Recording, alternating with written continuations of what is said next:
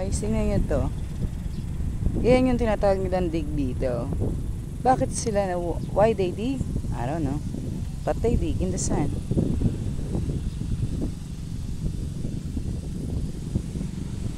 I don't know.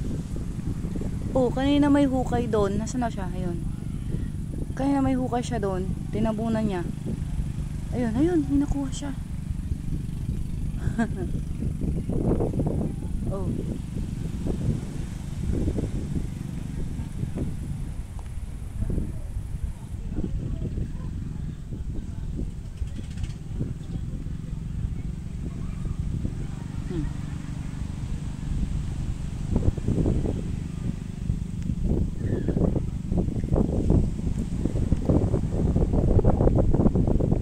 Ginagawa mo?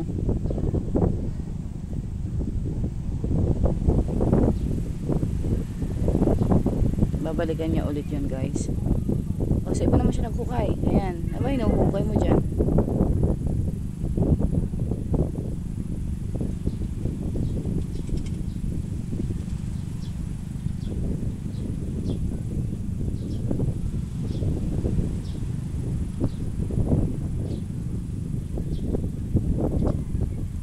Kanina dalawa sila eh. Ayun, malalim na hinuhukay niya, guys.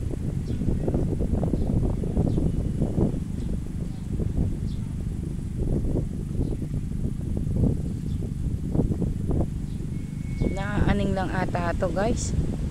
Hukay ng hukay, wala namang hinuhukay. Ano ba hinuhukay mo? Siguro tirahan niya. Oh, masipag-sipag mo.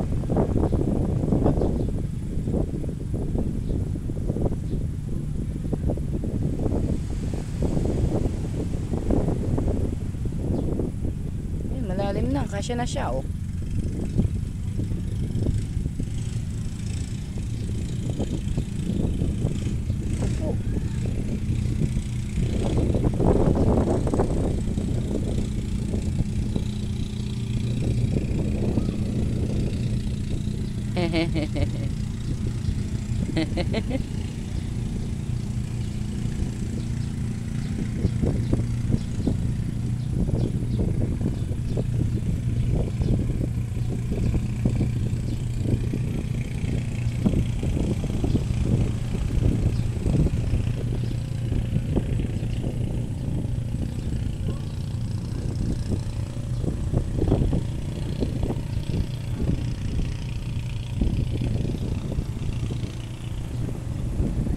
So that is a dig beetle, guys.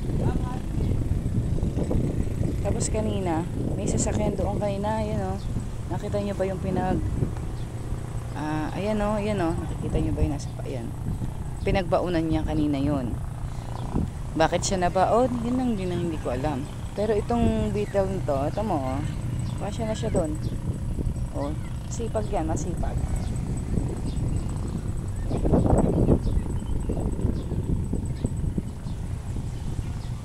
Ayun, kumasya na siya.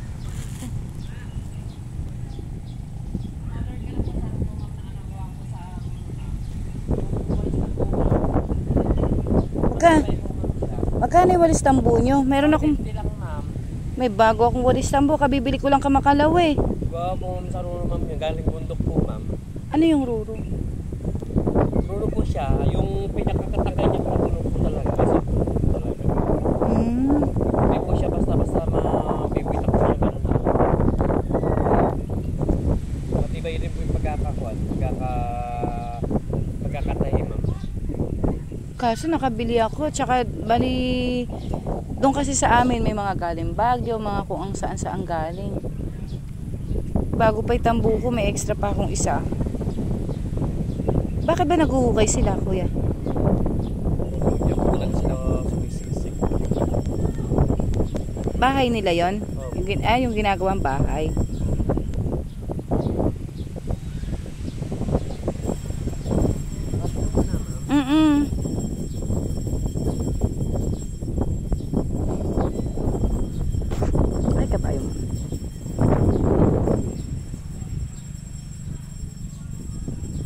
O, nakita nyo to, guys.